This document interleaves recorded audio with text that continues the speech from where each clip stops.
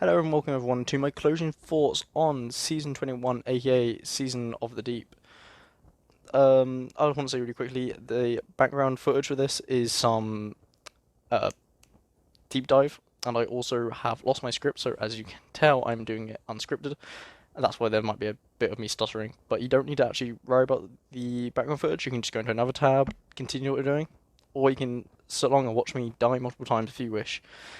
Where I really want to start in this video is with the story, as it's the main point of every season. The season story was about Asher, Sloane, and Zero Wrath.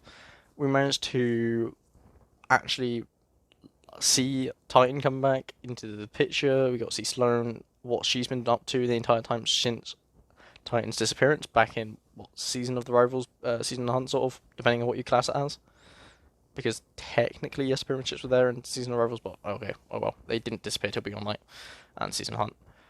Anyway, we also get to learn that she met Asher, not Asher, Asa. There we go. I cannot say the name ever to save my life. I compared to other seasons, I would say this one feels very dragged out. Like last season, that was very short. This one extremely dragged out. It was what 7, 8 weeks, something like that. What's okay, average of a season, like other than a DLC season. Kind of expected. But I feel like most weeks were just hop into deep dive, kill new enemy, and then go talk to Sloane for the coral. The only real weeks that seemed interesting were the first two. The last week where you get the cuts. Actually, no, two wasn't. There was two cutscenes on there, back to back. One where you get to learn the origins of the wittness.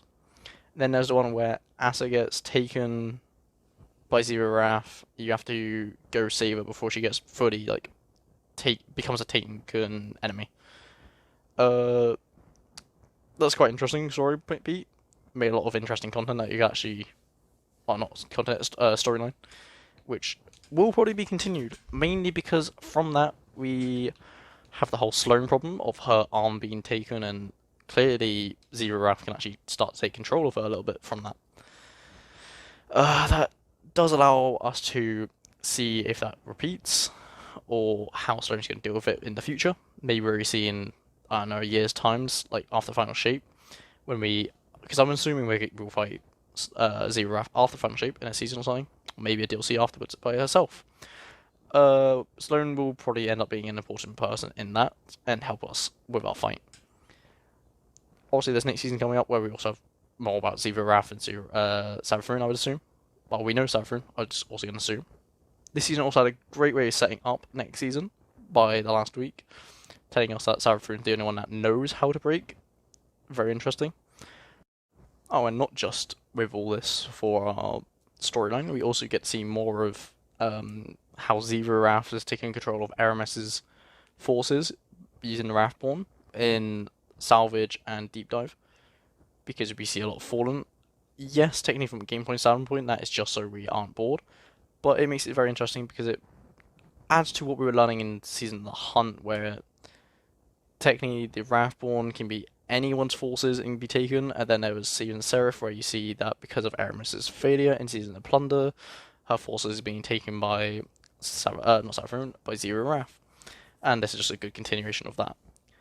The next point I want to go on to is the exotic mission, well, semi-exotic mission of Wicked Implement, that's the name, where you see a continuation of the story. We see Zero Wrath gifting us a weapon, basically just as a form of like, when you fight me, I want you to be strong, have this weapon. It's sad that it's not actually that good of a gun for that sake. Be interesting to see next season with Headstone, but it doesn't feel the same as other exotic missions we had, like Presage.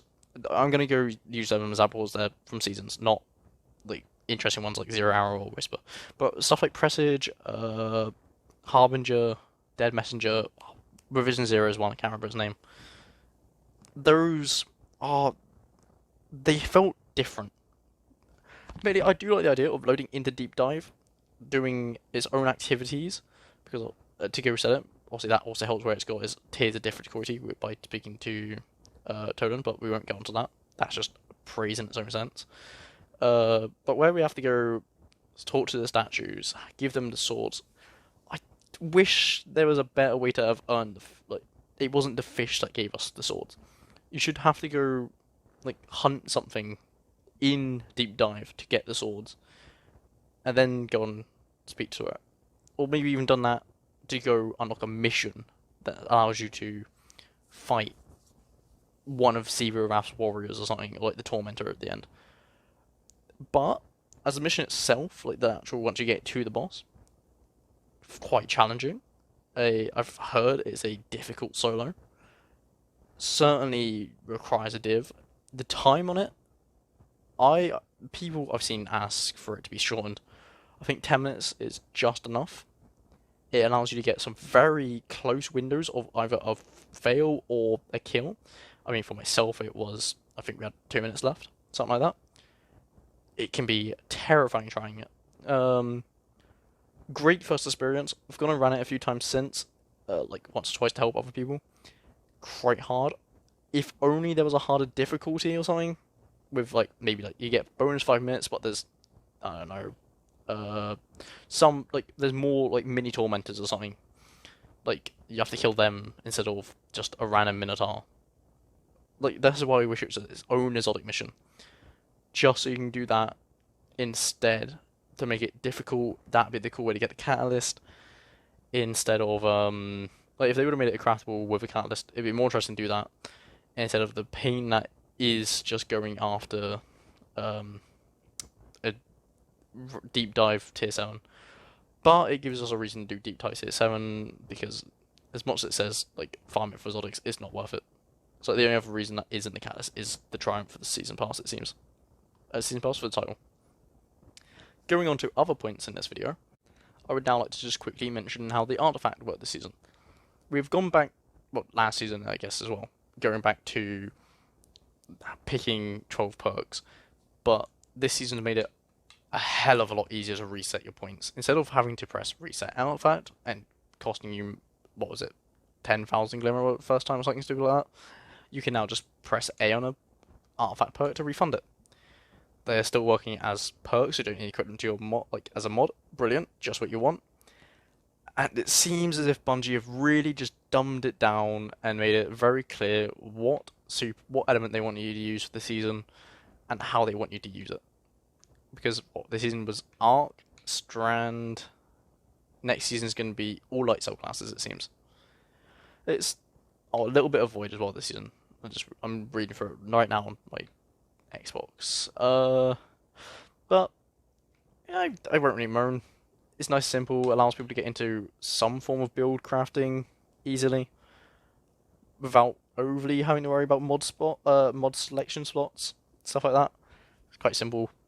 Be interested to see what it is like next season with the elemental wells, or not elemental wells, elemental orbs. That's what they're calling it, isn't it? On to the next subject. I now want to talk about the exotics this season. So that'd be the armor and wicked implement, centrifuge. The armor we go through first. The Titan chest piece, Anbor Warden. I don't think I've seen anyone use it.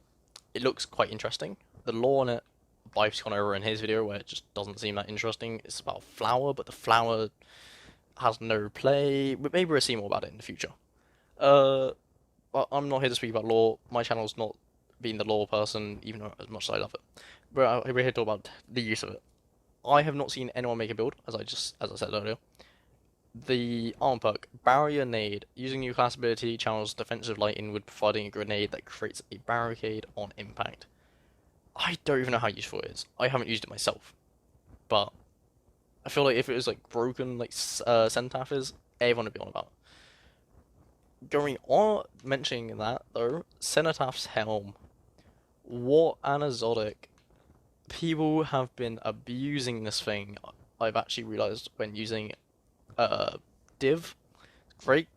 Special ammo is granted for you and ammo for your allies. Lovely. Oh, sorry, let me read the entire thing. Higher priority. Suddenly reloads a portion of your equipped tracer rifle magazine from reserves, damaging a vehicle, boss, or champion with a tracer rifle marks them as a target. When an ally defeats the marked target, special ammo is granted for you and heavy ammo for your allies. I've seen it been very useful in raids, and especially just as deep if you're running 3 people. If you're using linears, just have one person run div. and you'll keep your heavy armor up for your entire team. The special armor is just lovely for the user. It, it, it depends.